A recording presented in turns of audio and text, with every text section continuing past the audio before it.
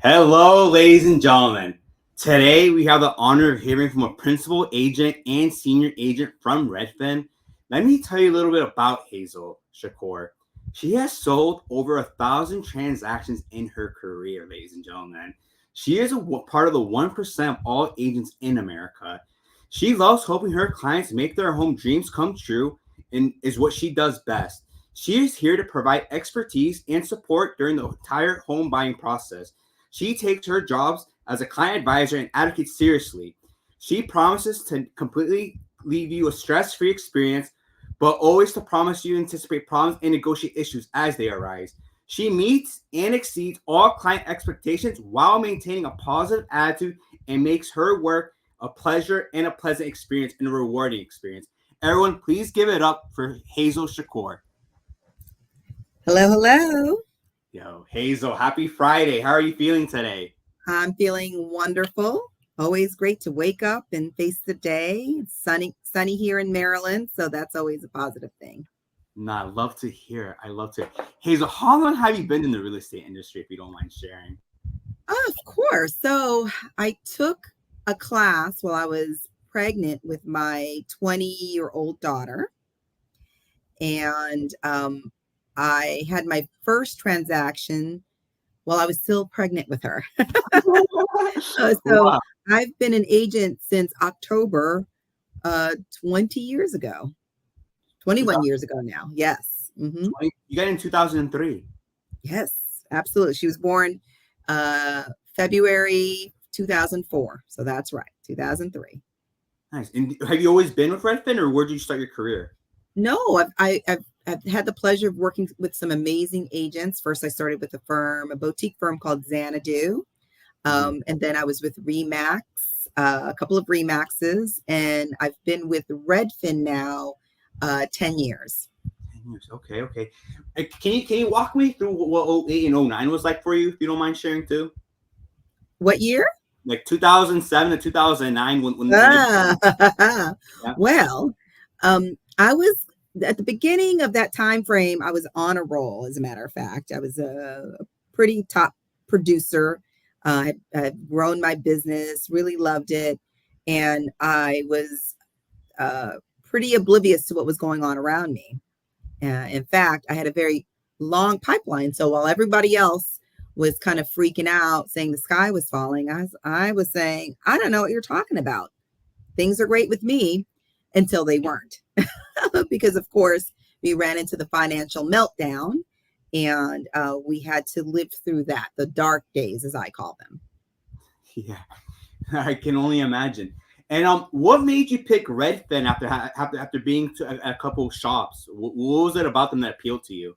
Great question, because again, I was pretty happy where I was. I was with Remax United. Shout out to all my Remax friends. However, Redfin resonated with me because they have a very similar ethics about real estate and selling real estate and the purpose of real estate. We had always had very low fees. We've always given commission refunds. We provided top-notch service, but trying to keep our hands out of our clients' pockets. We have redefined the way real estate is bought and sold, and I feel like the market is catching up where we are, which is let's do a great job. Let's try to preserve as much of a seller's equity in their pocket and try to help our buyers by giving them a little boost in terms of refunds to help them get into the home. No, no, like, you definitely have a competitive edge with what you guys are charging. I'm not gonna lie to you guys. So I'm sure it's easier for you to maybe to get more market share and just go after volume as opposed to just go doing it, low amount with the same thing. Absolutely. I mean, so our model is a little bit different than traditional agents or traditional brokerages, although that's changing next month. So for all of those who've always said, hey, Redfin sounds great, but their commission structure is a little bit different than what I'm used to. Give me a call, 301-377-2042. Happy to share the exciting news where we will soon be compensated very similarly to traditional agents. But yes, so I've done the bulk of my volume with Redfin because they make it so easy. We have support. I have an amazing coordinator. They are a home selling, home buying machine because we've got so many great tools to use to help our clients win. Plus, we have an amazing amount of experience, most of the agents who work for Redfin, because we do a lot of volume. So someone who just does this part-time, does 1 or 2 deals a year, even if they do 10 deals a year, they're not going to have as much experience in real time with current market experience than someone like me who has already closed over 60 transactions this year. After doing almost like 1,000 transactions, or more than 1,000 transactions in your career, do you Mhm. work through a database, or how do you go about that with all Yes, of I do get a lot of referral clients and repeat clients. That's the beauty of real estate in general. As you grow the business, it's easier because now I'm dealing with grandchildren of some of the families I helped 20 years ago. Not to date myself, but yes. So it's been very rewarding in that way. So although I get a lot of great leads from Redfin, a lot of it obviously would be leads that I've been working with for the past couple of decades. Nice, nice. No, I applaud you. You don't know how fast time goes until you get there, and Yes. wow, you're hoping generational wealth, building generational wealth, I must say. What's one piece of advice you wish you had received early in your career? You think that could have changed your whole trajectory? Could have been a better catalyst to your career? Yeah. I think just knowing that everyone you talk to is a potential client or can refer business to you. Um, because I didn't want to beat people over the head with, hey, do you have a house for me to sell, or are you looking to buy? I didn't communicate the line of business I'm in earlier in my career. Like, I belonged to the PTO, my kids were very active in sports, but I spent very little time mentioning what I do to the moms and dads and relatives and friends and family of all of those meets and swim meets, track meets that I was involved in all those years. And if I think about all of the people I might have been able to generate business with, um, I could kick myself. So yeah, absolutely. Another kind of interesting thing, there's a woman who has been someone I've seen once a week, probably for the past 20 years. She works at the local grocery store here. And I never mentioned to her what I did for a living. And it just so happens the other day, she was talking about the home she just bought. And I'm like, you know what? If she knew I was a realtor, she totally would have used me to help her buy that house because we've been on very friendly terms all these years. And I never mentioned to her. So you need to be proud of what you do. You need to shout from, the mountaintops, as they say, and at least make people aware of what you're doing and offer any kind of support. That's the other thing. I tell people all the time, advice is free. I love talking about real estate. So people call me just to talk about real estate, even if they don't have an immediate need. But I'm sowing the seeds, so to speak, that will help generate that business down the line. So if you're a realtor, make sure that people around you know that you're a realtor so that you can make an impact. Because I have a legitimately great service to provide. So it was never about me feeling bad about what I do for a living. It was just me being, believe it or not, there's certain parts of me that's shyer than others. And that was one of them, because I didn't want to seem like I was either bragging or trying to sell them something. Yeah, no, I totally get it. I totally get it. But yeah, I guess to the people listening to this, don't be scared to market yourself, market yourself, market yourself. It can go a long way in the long run. And Absolutely. what do you think was a turning point in your career journey where like you just saw things like clear as day? Like you just like opened up and you're like, this is me. Um, I think it just came with time and experience. I often say there's very little in real estate that would surprise me or create a situation that I wouldn't be able to resolve any obstacle, because just with time and experience, I've been able to get past most things. But I think what also helps is I learned early to say, that's a great question. I don't have an answer for you. Let me work on it and I'll get back to you. When you're starting off as a real estate agent, because you're so new, you may feel some kind of way about answering questions because you don't want to give wrong advice or bad advice or wrong information. Um, So when you find yourself in that situation, if you're with a good firm like Redfin, you can pick up the phone, send a text, go through Slack, and you'll be able to get an answer to that question. So I always say, do not reinvent the wheel.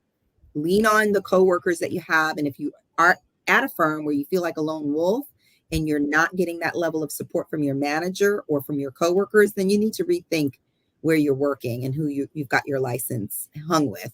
Because ultimately, that's what's going to help get you to the next level, having that support, because you don't have all the answers. You don't know everything when you're first starting out. And what you don't want to do is pretend and then be found out to be someone who doesn't know. So just being able to say those simple words, that's a great question. Let me find out. Say Nice. that, and you can probably keep yourself out of hot water and give good service to your clients.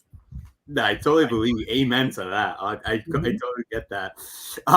What's been the most challenging aspect of being your role in today's world, do you think, in 2024? Um, I think the upcoming changes with the National Association of Realtors, I think that is going to be challenging because it is definitely changing the way that we are used to doing business.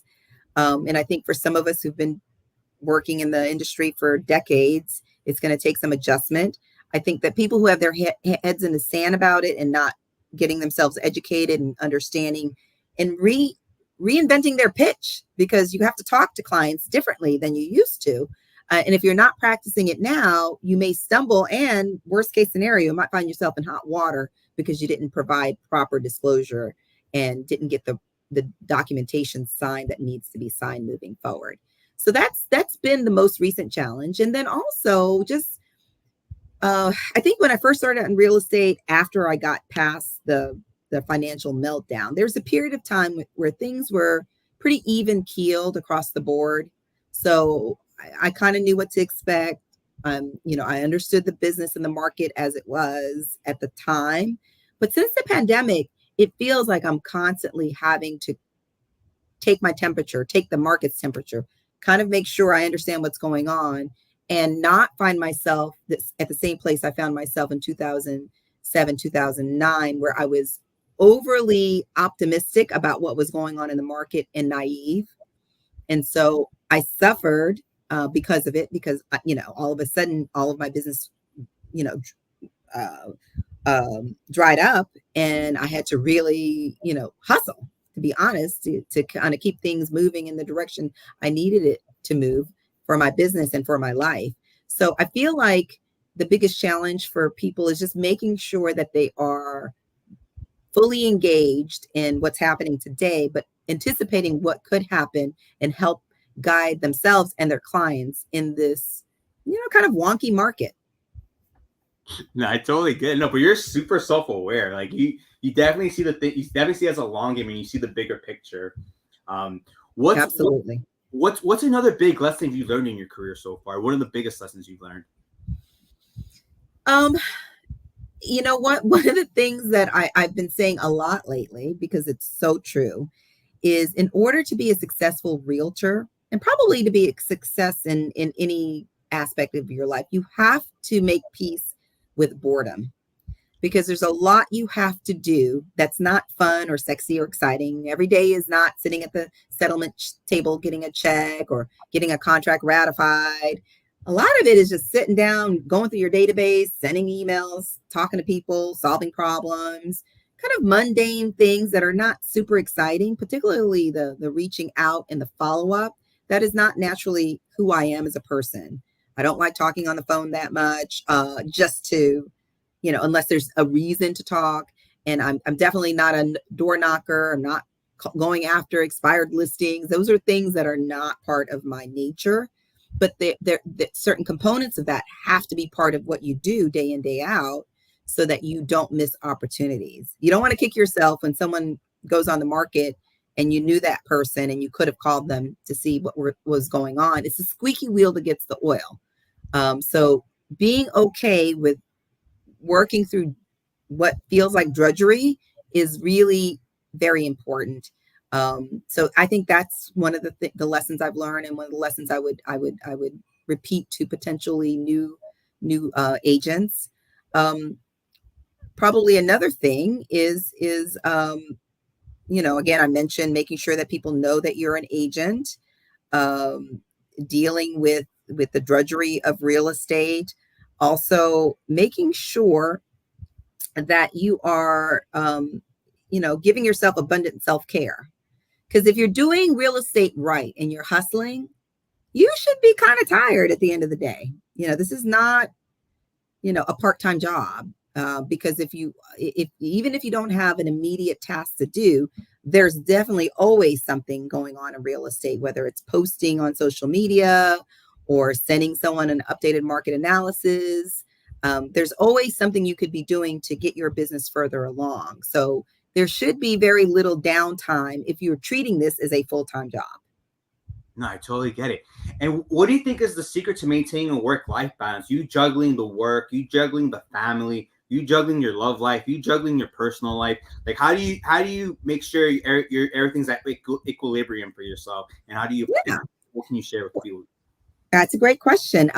So I am married, mother of three, with if mother of four, if you count the the dog, Oh, okay. my dog daughter, and I have a very active social life. I have dear friends I like to spend time with, and I can't say that I do everything well, and that's the thing you have to not do. Beat yourself up. If once you reach a certain level and once your kids reach a certain age, there's just going to be a time when you're going to be busy all the time. But the one thing you should always do is take care of yourself. Make sure that you're drinking water, make sure that you're standing up, because it's very easy to sit down in the morning and then 3 o'clock rolls around and you haven't eaten or gotten up. And that's not good. So you have to build into your schedule self-care and making sure that you take care of yourself. I've been practicing something I read not too long ago that says you should break up your day in terms of making sure that 8 hours are dedicated to work, 8 hours are dedicated to sleep, and 8 hours are dedicated to your personal life, whether it's cleaning up or working out or having drinks with your girlfriends. So 8, 8, and 8. Just kind of knowing that at some point during the day, you should be spending some time in one of those three categories. And the closer you get to a balance 8, 8, and 8, probably the closer you are to having a fairly, well-lived life, so to speak. Nah, it sounds like a divine triangle almost. Yeah, exactly. If you're focusing on one too much, the other two might not. You might not have that equilibrium. Like, yeah, I totally get what you're saying. And I used to say this in another analogy I used to use when I did a lot of corporate training is that, it's a 3-legged stool when you think about it. And if any one of those legs is off or broken or not operating properly, the stool structure is going to be jeopardized. And so that's your life. There's got to be sleep, there's got to be work, and there's got to be personal life living. No, yeah. We gotta enjoy. We gotta be present in the moment and enjoy what we can. What's your advice for someone starting out in this industry in 2024? Because I'm sure you noticed that things have slowed down since the pandemic, or you say it was a little bit wonky. Like, what advice do you give them to maybe end the year strong if they were to start today and have a successful 2025 and just launch off? Yeah. Well, the first thing you have to do, and first thing I do at the beginning of the year, is I create a development plan, a business plan, if you will, because you have to think about your strengths and you have to think about your market and what resources you have. And then you have to figure out a way to get from point A to point B with what you have. So, if you're starting out, you may not have a lot of money to spend on lead generation. But if you are active in your community, if you go to the, association meetings, if you join the PTO, there are other things that you could be doing that puts you out there in the world to introduce yourself to people and to make sure they know you're a real estate agent. Real estate, with rare exception, can't happen from your desk, your home office. You really have to be out there. You need to be out there meeting people. When I was pregnant, and trying to start out in real estate, I picked up open houses for my coworkers, and that's how I actually met the investor that put me on the map. Because by the time he retired, we had done probably 20-25 deals together. He saw me hustling in an open house, selling the heck out of that house, and he liked my kind of my attitude, my positive attitude, and the way that I was hustling. He says, I'm going to give you a try. I'm going to give you one of my listings. He gave me that listing, and that started my career. It gave me a lot of business and a lot of business to cut my teeth and to grow my real estate business. So do open houses for anyone who will let you, because you have an opportunity to meet buyers and potential sellers. Make sure you're out and about meeting people. Go to new developments, introduce yourself, give them your business card. Know what's in the market, because again, as I mentioned earlier, if you are serious about real estate, you are not sitting around twiddling your thumbs. There's always something you could be doing to expand the business. And there's so much. If I had access to the amount of information on YouTube and Pinterest and all of these different websites about how to sell real estate, oh my goodness, I would have retired 20 years ago. Well, maybe not 20 years ago, maybe 10 years ago, because I certainly would have been much more advanced in my career. I started when I was still using a fax machine to send contracts to other agents. Yes, I used paper maps. Didn't even have a way to get from point A to point B if I didn't know the area without a paper map. Vincent, you're funny. Yes, it's that. So, I had to learn a lot from very good agents who I mimicked. But a lot of it I just learned without knowing that I need to learn it, just by trial and error. But now, as a new agent, you've got so many resources to help you. But start with a good business plan. And once you have that business plan, you need to have your day structured so you know what you're going to be doing. If it's outbound calling from 2 to 4, you need to do that. You need to have a very detailed day by day map of how you're going to sell real estate and how you're going to get more business. You have to treat it with that level of detail, because that's the only way you're going to succeed. It generally doesn't happen just because you're sitting there watching the phone and hoping someone will call you and ask you to sell their house. No, I totally get it. Ladies and gentlemen, if you haven't figured it out, Hazel Shakur is a super mom. Like she when there's a will, there's a way, and she figures it out. I applaud you for you being able to get creative on how to generate business. What's your take on the future of real estate? Do you think in the next 5 to 10 years we're going to be buying with blockchain, or do you think it's still going to be about the same how we're dealing in today's world? Well, it's a very big investment when you think about it. At least in our area, average sales price about $500,000. That's $500,000. That's a very large transaction not to have someone you can rely on to guide you through the process. It's not brain surgery, but a lot of it is dependent on a level of trust in the person's ability to negotiate, trust in that person's experience to help guide you through the process. So I think for the short term, when I say short term, the next 5 years, I think real estate is going to continue to require a buy side and a selling side. Maybe we'll get to like a lot of European countries have only one agent that does both sides of the deal. But I don't think we're quite there, because I think in our litigious and society, we feel like we need someone to help protect us. And that's why you still need a buy side and a listing agent. And you need advice. That's what we're here. We're mostly advising, because again, unlike when I first started, we have a lot of great tools between DocuSign and Showing Time and all of these websites that you can go and see whole 3D scans of properties on and photos. A lot of the stuff that we were doing before, like previewing and sitting around and taking 2 hours to write a contract and then have to fax it, those things are no longer part of our day-to-day task list. But we still have to give good advice. We still need to know the market. We still need to know the neighborhoods to help guide our clients into the right home.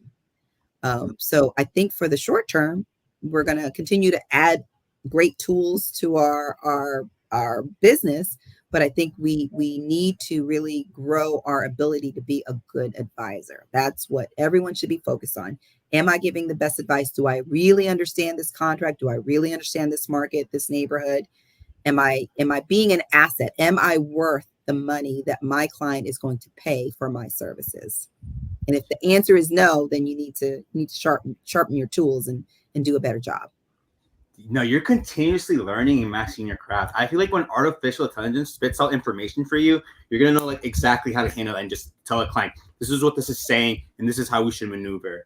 I feel like you're that self-aware, and you can do your due diligence when it comes out. And what are your personal goals for these next 5 to 10 years? Like, what do you want? Like, how do you envision yourself in these next 5 to 10 years? Do you want to grow a team, or do you just want to do this, keep listing and buy sides? It's funny that you should ask. Growing the team has actually been the focus of the second half of the year. I've got a shout out to my new teammate, relatively new, Colette, who has been an amazing asset to me. And it is because I can only do so much business. I do have to sleep. I do have a life, and there's only so many hours in the day. And I feel like I'm at the level where I can help grow other people's business and grow my business by providing the level of expertise and advice that I can provide an agent. So again, shout out if anyone wants to come talk to me about being on my team and joining Redfin, 301-377-2042. So that being said, yes, that's really the next level. I mean, I've been very reluctant. I could have probably started a team, but it's the same answer I give to people who say, why aren't you starting your own brokerage? I would rather chop off my left arm than deal with kind of management related, and I'm left-handed, management related duties. I really love being in the field. I really love working with clients, helping them build wealth, and more importantly, finding the home that they can rest and share wonderful memories with their family. That's what has always brought me joy, which is the reason why I've not been a manager or a broker, because that would take time away from the things I really love. And so having a team and helping other agents provide that level of service that I've been able to provide to my clients is, I think, the next level for me. And that's what I'm working on. No, I hope you manifest. Ladies and gentlemen, anyone listening to this, think about it. Hazel's a super mom, and she's already done her 10,000 hours. If she can do it, she can literally teach you how to do it if you don't even have a family yet. So there's plenty of opportunity out there for you to grow and succeed in this industry. But what's your favorite book, podcast, or article that had significant impact on you or in your life or your work? That's a great question. When I was younger, my father, because he thought I was kind of bossy and mean to my friends, he made me read How to Win Friends and Influence People. Dale Carnegie.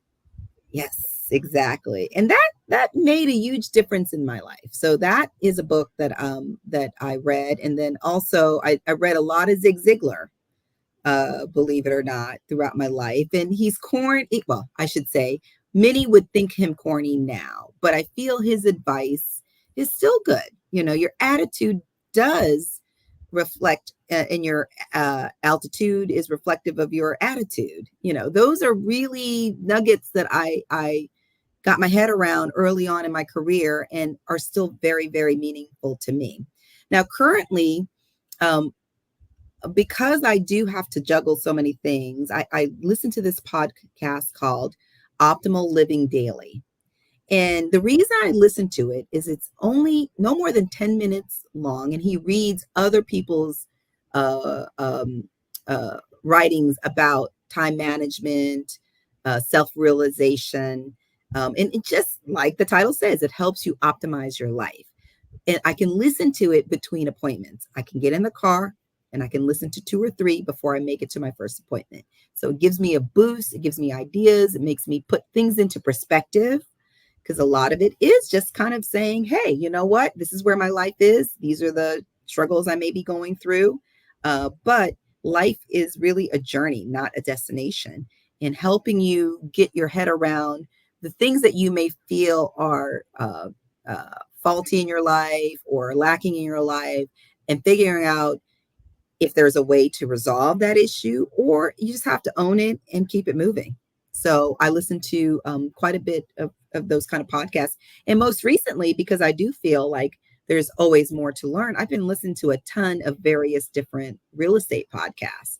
Even if I suspect that I might be doing more business than the person who's doing the broadcast, I feel like they still offer so much value and they've got so many great ideas. Because the other thing I've always said is you should steal shamelessly from people who do it better than you do. So I don't have any problems learning something new from someone else and making it part of the way I do business and succeeding with that new knowledge. Always learning. That's No, what I think is important. no, of course, you're continuously innovating. It's believe me. There's some people where like they get to a certain point where like I don't know if you heard the cliche, like it's hard to teach an old dog new tricks, but you're not like that. You're like, no, let's if I can improve, let's do it. Yeah. Which I applaud you for. If you weren't currently in real estate, what other industry would you be in? Where would you see yourself doing if you weren't in real estate? Oh my goodness. Um, so when I was a teenager, I really wanted to be on Broadway.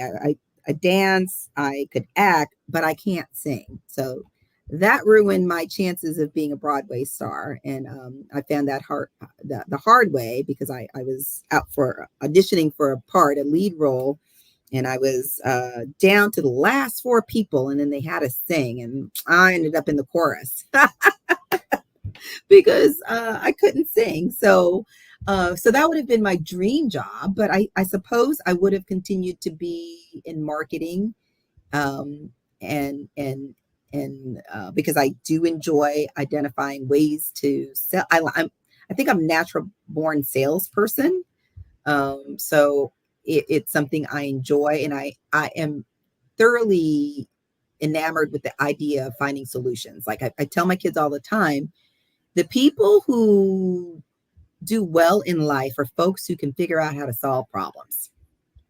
And that's really what every job is. You're a problem solver. So whatever I'd be doing, it'd be solving some sort of problem and probably, figuring out a way to introduce really interesting products and ideas to the general public who could use those services and products. No, you definitely have your value proposition set up. I have to ask you. You talking about this broadly? When you talk to these clients, do you have like a script that you usually stick to, like a certain sequence, or is it just all organic vibes and energy, and you just problem solve from whatever you feel from the conversation? Yeah. So, I mean, one of the first things you need to do is you need to make sure you're real clear on what their goals are. And the reason I say that is, like, for example, when I go into a listing consult, I'll say, "What brings me here today? What is it that you need from me? How can I be of service?" And then when I'm talking to a buyer, what goals do you have, short term in the next 5 years, long term in the next 10 years? Because sometimes people think they want to buy their forever home and they can only afford, a townhouse, an older townhouse. And it helps me set expectations and helps me let them know that there are, again, it's a journey, and you may not be able to get that forever home right away, but there's probably a home that's acceptable that you can live in the next 5 years until you're able to have enough equity in that house to buy your next house. So asking why I'm there is very helpful, and being very clear and repeating what they're telling me are their goals and what they are looking for in the timeline. Because what happens oftentimes is when we step into the actual process of buying or selling a home, I often have to remind them of what they told me their goals were, because they get distracted by whatever is happening out there, and all of a sudden it's, oh my goodness, they're asking for closing help. Well, Mr. Seller, you told me your house is going to be ready next month and you do not want two mortgages. So tell me how much your two mortgages are going to be. Is it better to give them $5,000 credit, or to be stuck with $10,000, $12,000 worth of mortgage payments because we haven't sold your house yet? Or, Mr. Buyer, you said you wanted to be within $1,500. The homes you're looking at right now, those mortgage payments are going to be $2,500. Is this really where you should be spending your time and energy? Is this going to be, Are you going to be able to stretch yourself? It's okay if you are, because you're going to be paying the mortgage. If for some reason you aren't, I don't have enough room in my house to host you. So you better make sure that this is the right house for you. Now you're super pragmatic. Yeah. You're super, super pragmatic, and you make it almost a no-brainer for them, which I enjoy. What's the biggest misconception, most misunderstood thing about real estate, or what you do in real estate in 2024? That I can make people do what I want. So, I can't sell a home. The market determines how much your home is going to sell for and when. Okay. I can present an amazing listing online. I can follow up. I can identify if there are opportunities, but I cannot force buyers to sell your home if you're overpriced. Okay. I cannot force a seller to ratify your contract if your offer is $15,000 below the next offer and you're asking for closing help and you want to close in 60 days because you don't want to pay, the rent you have to pay for 2 months because your lease isn't up. But this is your dream home. Maybe you need to go ahead and be okay with paying the extra month. So, my superpowers only extend to my ability to package things well and to solve problems. It does not extend to being able to force people to do what we want them to do. I wish I could, but I cannot. So yes, that's, I think, the most common misconception. No, I totally get it. We can only do so much in our 24 hours. If you could change one thing about real estate, what would it be and why?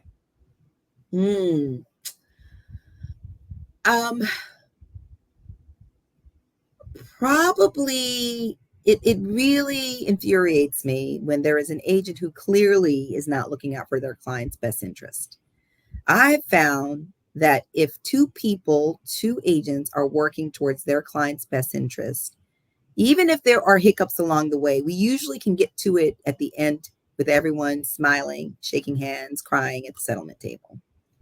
I only really run into problems when someone is either doing things out of ego. For example, they think they're helping their client, but they're fighting over something ridiculous, which is possibly going to cause their client to lose the contract, instead of figuring out a solution that both parties can live with. This is not a war between two agents. This is not a battle. We're not trying to outsmart you, maneuver. And so we have clients who have mutual interests. And if we can figure out how to get from point A to point B with everyone feeling like things were done fairly and that they got what they needed out of the transaction, then we're going to win. Everyone's going to win. It's all about everyone winning and not me being able to say, I beat that agent down, I got that extra, $200 in cleaning fees or whatever. It just feels like there are agents who are either not looking out for their client's best interest, or they're perceiving their involvement in the transaction in a way that's negative and not healthy for any party involved in the transaction. No, I'm glad you're always aiming for a win-win situation for everybody, and you always want it to be a smooth sailing transaction for everybody too. Yeah, that's the goal. And then, what's the most courageous decision you made recently, and how did it impact you?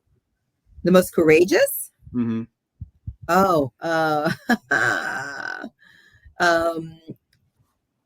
In real estate, that would have to be, sometimes not all clients are good for you, and sometimes you cannot solve their problem. And so I've recently had to fire a client who I clearly did not see eye to eye. I mean, we were sitting on the market for many, many months because he just was overpriced. And my job is to sell houses. I'm not really inclined to sit on houses and just have a bunch of inventory. So I'm always looking for solution.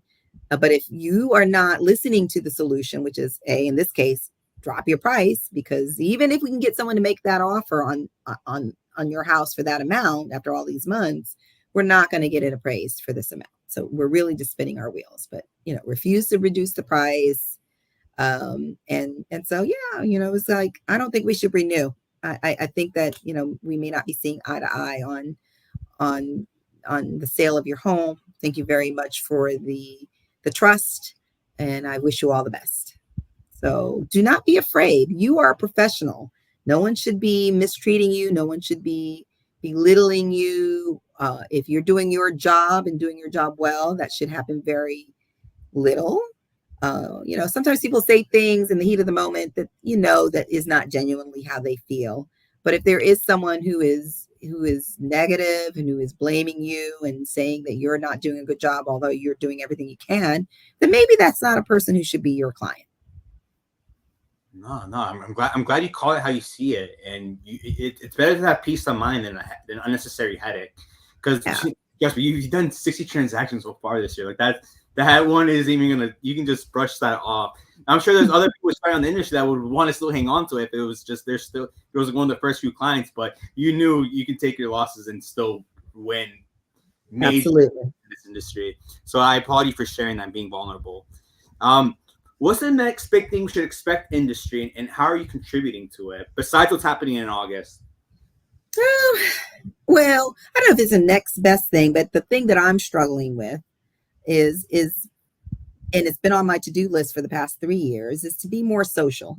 When you sent me this podcast invitation, I was like, oh, good. Maybe I'll have something that I can send as a link, and use on social media.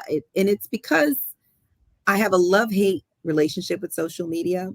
I never want. I'm not the person who is generally taking a lot of photos or doing a lot of videos when I'm in the moment, living something in my life that I want to remember. That's just how I'm built. Oftentimes I'm enjoying myself so much that I don't have the wherewithal to go, hey, I should take a photo of this, or I should videotape this. And it's not a knock to anyone who does. I mean, there are times when I'm like, oh my God, my poor kids, they've got some photos, they've got some videos, but certainly I have not been cataloging their life up until now. I'm hoping that they've got a lot of good memories in their head that they'll be able to draw on, but they're not going to have a lot of videos and not a lot of posts on Instagram or Facebook and so on and so forth. But I do understand that there are some people who are out there looking. And if I'm not out there making my presence known and making sure they know I'm doing what I'm doing, then I'm potentially going to leave a lot of business on the table because I'm not, creating a brand that can be seen in social media, and not providing that level of information because I think it's a great tool to provide information to people. Hold on for 1 second, please. Yeah, take your time. Stop screaming, Bella. Sorry, that's Bella. That's good. Someone must be at the door. So that's been a challenge, and I think it is a way that's going to get more people involved in real estate. And I recognize that it's not the end all be all. Very little is. I was listening to a real estate podcast, and they were saying, really, it almost doesn't matter how you're generating the business. It's really just being consistent with how you generate the business or how you get in front of people. So if cold calling is your thing, great, cold call. That's going to be a way to generate business. If posting on social media is your thing, post. So I need to make that also part of my thing, is becoming more social and just finding the time to do these posts and to, and part of it too is I'm a perfectionist on some level. So, I think the biggest views I've ever had on any post is me walking Bella in a neighborhood and stopping at houses I really like. Yeah, that's, and my manager, Nadia, shout out to Nadia, tells me, Hazel, you've got a fun and interesting life. If you just post stuff that you're doing, that's enough. I mean, it can be about real estate, but it can also be just about your day-to-day life, living in Prince George's County, which is where I do the predominant amount of my business. And so I'm really trying. It's a struggle, but I'm working on it. No, you're a super mom. I hope people one day figure that out. That's how you should. That's like literally your brand. Or that's how you should just market yourself. And Yeah, I know. While they're still in my house, because now I've got one in college, one getting ready to go to college, and one still here. So I'm like, pretty soon I won't have that super mom status. wow, yeah, they grow up so fast. I'm sure the apple doesn't fall far from the tree. Um, Yeah. and then yeah, with back to the social media, maybe get a virtual assistant to just do your posts for you because either you leverage your time or you leverage your the funds, I guess. But that's That's it. a great point. Like that's the thing. I need to take the time to get someone to just do it for me. That's and I believe that. I feel like once you reach a certain level, like I'm not ashamed to admit it, although I didn't tell my mother for a very long time when I first started having my house cleaned by someone else because I was like, oh, she's gonna think that, I'm not living my life right. I can't even clean my own house. But once you have so much business to do on the outside, you have to decide if the 5 hours cleaning your house can be better spent hiring someone to do it than you doing it, because you can spend those 5 hours spending time with your family because you're always working or working more. So absolutely. Thank you, Vincent. I promise you by this time next week, I'm going to get back to you on my hiring. And if you know someone, or if you are one and you know about real estate, call me 301-377-2042. I love that. I love that. I'll see if I can connect you with somebody. And then back to that my questions. Um, let's see here. If you could change one thing about the industry, what would it be and why? Oh, again, you know what? When I first started out in real estate, in terms of perception by the community at large, we were probably one rung above used car salesmen. And then there's a realtor, which is not a good place to be. I think that there is this perception that we make a lot of money and we don't provide service, because there are some of us who are not giving the level of service. I can't tell you how many people have called me and said, I had an agent, but they never returned my phone call. Or I had my house on the market for 3 months and I only had 5 showings. Like, what? And I never heard from my agent. So if I had to change one thing about the industry, is that people should consider this a very important profession, because what you are doing is helping someone build generational wealth, as you mentioned. And it's a expensive transaction. So if you don't take yourself seriously and you don't take your clients seriously, then you should find a different profession. Only people who really want to be here, want to do this, want to give that level of next level service should be in the industry. And if we can weed those people out, hopefully we will, with the new way that things are going to be done, maybe that will help cement those who are giving great service in the industry, and show the door to those who can't compete, and are only relying on the amount of commission they make to survive, because they're not getting a lot of referral business because they're not doing a great job. So that, yeah, I wish that I wouldn't have to hear that someone gave bad service. And believe me, and I'm not saying this from hey, I'm a perfect person, because you can read all my reviews online, and there are over 500 of them on redfin.com. And there are a few that are not great, even though there are times that I'm like, I thought I did a great job. Sometimes you think you're doing a great job, but you're not. And so I've tried to get in the habit of saying, throughout the transaction, is there anything I could be doing differently or better to make this a better relationship for you? Because again, you may have a different perception than the client. And if you make a mistake, own it. There are times when I've said, you know what, I deserve that score because I was really busy. Some stuff was going on. I probably dropped the ball in a situation. And you have to put on your big girl pants and say, yep, you know what, I could have done a better job. And it's that realization that there's always an opportunity to do better, and the desire that's going to, I think, continue to grow my business and continue to have people come back to me, because they know that I am genuinely, I care about them and I want to do a great job. I don't always 100% do it, but for the most part, I usually hit it out of the ballpark. No, I'm sure you do, and it sounds like I love it. I love that during the process you ask how can I give you a 5-star experience, or how can I give you a exceptional user experience, because at the end of the day that's what everybody wants. So the fact that you're asking that during the process, I commend you and I tip my hat off to you. And then if you could have dinner with any historical figure, who would it be and why? Oh my goodness. That's a great question. Uh, uh, uh, uh. Oh, this is going to be somewhat controversial, but it's recent because I recently went on a girls' trip with 5 of my very dear friends, and we drove from the Washington D.C. area down to Memphis, Jackson, Nashville, Tennessee, because one of our friends grew up there. And on the way, we stopped at Monticello, which is Thomas Jefferson's estate in Virginia, and everyone knows kind of the controversial person that he was, and some of his views about, uh, you know, the races. And it would be very interesting to have dinner with him and to break down where we are now and what has happened, transpired since he was alive, and to ask him, tell me, how do you feel now that I've told you all of this?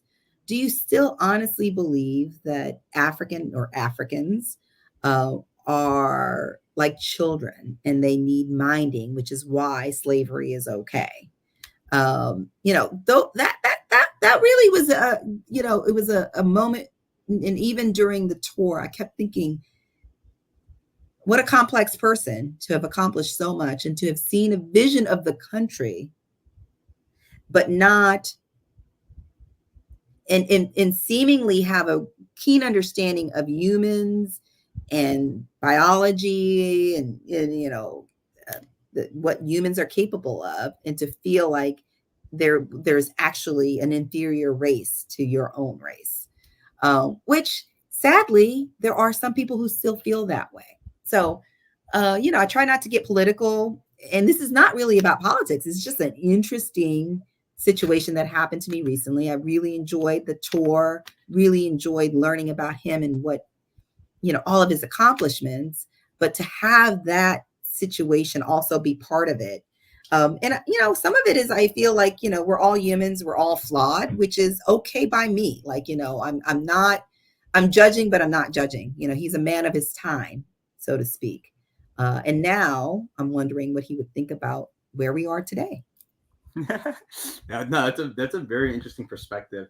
I don't know if you know the law of numbers, but it's the law of numbers state that 25% of the people are gonna love you no matter what you do or what you say. 25% of the people, even though you're perfect, have the perfect pitch, perfect experience, they're not gonna like you for some reason. And then 50% of the people, well, that's up to you. That's I guess that's your opportunity. Well, I love that. I'm jotting that down. Thank you. Yeah, I mean, yeah. Even though like we try to be perfect, we can't. Like it's just the law of numbers. But what's the story behind your most memorable success or failure? Oh my goodness. Okay, I have two actually, and they involve little old ladies, which at some point I will be a little old lady. So when I lived in DC, I lived on R Street, First and R. I could stand at the corner of my street and see the Capitol. North Capitol Street runs right into the Capitol building here in DC. And there was a neighbor many doors down, which reminds me again, letting your neighbors know I sold probably on my unit block on R Street 7 homes by the time I moved. Yes, because people knew me. I used to go around with my daughter in a little red wagon with plants in the spring and drop them off with my business card. So, but the lady who lived several doors down, she lived in this gorgeous Victorian townhome, 4 levels, gorgeous, gorgeous, but it was falling down around her, needed a new roof, just brickwork looked horrible. There wasn't a washer dryer in the building. It was no AC, no central AC, I don't believe. And just she kept it because it was in her family and she owned it outright. Right. And so she reached out to me one day, just she was walking by. She's like, "Hey, I want to talk to you. I'm thinking about selling my home." And I said, "And I can do it for you." So we worked it out. Some of the younger children who were living there rent free, were not happy, but I sold it. And she bought this wonderful one level home, not too far. So she was still in DC, renovated home, everything brand new in it. And one day she called me out of the blue. She's like, "Guess what I'm doing, Hazel?" I was like, "What are you doing?" She's like, "I'm washing laundry." No. She had never, ever had a washer dryer. She was in her 70s. She'd never had a washer dryer. And she had always had to, that's how I knew her, really, because I would always see her walk by with her cart to go to the laundromat. She had money in the bank. She lived in a new home, new roof, new HVAC, comfortably on one level, didn't have to walk up any steps. She was, an older lady. And to have been part of that and to know that I made that difference in her life was hugely impactful at the time. And I keep doing it because most recently, my least expensive home that I've sold, because I'll sell anything, but I sold a $175,000 condo to the mother of one of my clients, and she does not drive, and she didn't have much of a budget, so it had to be $175,000 or less, and she needed to be near a bus stop that could take her to a metro, and that's hard here in Maryland. But within a month and a half, I got her into that home, and she called me too out of the blue to say, just to say thank you. She was just, was really at peace with the way her life was, because she was living in a home that was also falling down around her. It wasn't her own, she was renting it, but it was moldy, and and she just, it took forever to get to work because it wasn't really close to metro, and so it took some doing, but it got done. So that's what keeps me going. I can sell a $2.5 million home, but the $175,000 home will give me as much, if not more, pleasure and enjoyment. I believe it. I believe you literally checked off all the you checked off all the check boxes and maybe even more with them. Mm-hmm. So yeah, those are two touching stories, very touching stories, I would say. What legacy do you hope to leave behind through your work? Oh my gosh. We get back to wealth generation. I didn't really understand about, home ownership and what it meant. My dad was Navy. I was adopted. We came from, meager means. We were not in any way. And in fact, I was the first college graduate in my immediate family and the first homeowner in my immediate family. But when I went to college, I was at American University, and I had roommates and people I knew whose parents were just stroking checks. Back then, I think it was $50,000. It was a lot. 30 something years ago, right? It's $75,000 now. 100,000 with inflation, yeah. Yeah, exactly. So I didn't understand how, and from what I can tell, their parents were just, hardworking middle class people. They weren't necessarily wealthy people. But I found out that it was because they owned their home and they were able to pull money out of their house to send their kids to college, to take that trip around the world. One of my friends' parents did, because they had equity in their house. The things that are important to you can be fueled from the equity in your home. And when I realized that and understood it, that's when a light bulb went off in my head. I was like, oh, that's a pretty worthy cause to be involved in, helping people build that generational wealth. And so that has been my soapbox and my joy and my obsession for the past 20 odd years, is to help people build wealth. And that is a legacy that I would like to leave behind. I'd like to be able to know that in some way or fashion, I have created opportunities for people to live the best lives that they can as it relates to money, because there's that monetary component of it, but also, There's also that kind of emotional component about owning a home. I was, again, a military brat. My dad was in the Navy, so we moved around quite a bit. Before I even went to college, I had been to 9 different schools, elementary, middle, and high school. So we moved around quite a bit. So I never had a home to call my own. And then while in college and shortly thereafter, I moved around to different apartments. And so when I bought my first house, I was 29 years old. And, it really, it was an amazing feeling to own my own home. And this home, my that I'm sitting in now, we we signed the contract. We went to settlement on my daughter's first birthday. We had it built. And for many years, she thought it was her birthday present. So she thought she owned the home because we told her, this is your birthday present. And she really felt like she owned the home. So I know every nook and every little corner, every dust, blob in every corner of this house because we have lived in it all these years later. And we have had some amazing times. We've had some sad times. It's all been under this roof. And to have been able to give that to my children after the kind of nomadic life I led because of what my father was doing for a living, it's been an amazing thing to have been able to provide to my children. And I want to know that my legacy is I've been able to help people give that same to their own families and their own children and to themselves. No, that too is very touching. You're literally, yes, some grandkid is gonna like thank you one day. Like, hey, the equity from that home purchase you helped my parents. That helped me go get through college or something. Or Like start that. a business or fuel the life that people want. We need money, so unfortunately that's part of life. And you need a roof, so you might as well do both.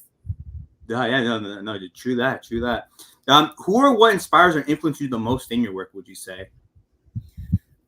Probably my coworkers. I've got the best coworkers. Again, call me if you want to talk about working with Redfin, because we support each other. One of the reasons, in addition to just kind of their vision of how real estate should be bought and sold, and their kind of aligning with how I think real estate should be bought and sold. But the other reason I wanted to join Redfin is because I was tired of being a lone wolf. Like I had great coworkers at Remax, don't get me wrong, some that I still talk to pretty regularly even now. But when you are a contractor, because that's essentially what you are when you're in real estate, um, no one says you have to go into the office. No one says you have to do anything. You get the support that you ask for. Some of it's better than others, but you're really a lone wolf. And I'm not a lone wolf kind of person. I really am a person who enjoys collaborative efforts. I've been able to take some amazing vacations, a lot of them through Redfin because I'm President's Club. This year we're going to Rome. Last year we went to Costa Rica. So we're being amazingly rewarded at Redfin. Plus I have stock options. So again, plug for Redfin. Yes, and full health benefits. And my own assistant that I don't have to pay for. So there's a lot of good reasons to join a company like Redfin. And again, the the I am motivated by my coworkers, even if they've done fewer deals than I have, and most have because I'm a top producer. I still rely on them. They teach me about technology. They may have an idea of how to solve a problem. There is no shame in my game. I'll be the first person to say, I need help with this. Does anyone have a solution? I will Slack it. I will text it. I will pick up the phone and call people, because there is always a way to do something. There's more than one way to skin a cat. And I just like hearing about other people's way of doing business so that I can figure out if I can steal shamelessly from them and improve the way I'm doing business. So I'm always really energized when I go into the office and we have meetings and we hang out and we chit chat on Slack or via text groups. We just have a really great time, and I enjoy having coworkers I can rely on, and they support me. That's why I'm able to take, as a traditional agent, taking a vacation was just almost impossible. because your phone would be ringing off the hook, and there was typically no one that you could say, hey, call this person to help you with this. And at Redfin, we pay our coworkers to cover for us, not out of our own pocket, but Redfin does. Wow. So yes, so that we can take vacations and have that work-life balance. It's a very important concept in our organization, this work-life balance. And Redfin puts their money where their mouth is in terms of helping us have that. Yeah, I believe you. The fact that you have stock options, you have an assistant, you get free trips annually if you're a top producer. You Mhm. love not only do you love what you do, but you love the people that you work with. So you're basically tap dancing to work. The only thing I have to mention to you is that you have this database. So like you can literally we're back to the cleaning lady. Like you have your activity just working your database. You can literally just give something else like other people to work for you because you have that database. And Yeah, that is so valuable. Like yeah, like 2 or 3 out of 100 people are always going to be ready to buy or sell or refinance. yep, that's true. Whatchamacallit. And then my second to last question. I'm Mhm. gonna rewatch this when I'm super old, like when I'm like 80 or 90. So what's one piece of advice you want to leave with me, you think? Oh, it's a piece of advice I have to say to myself all the time, which is to live life to the fullest.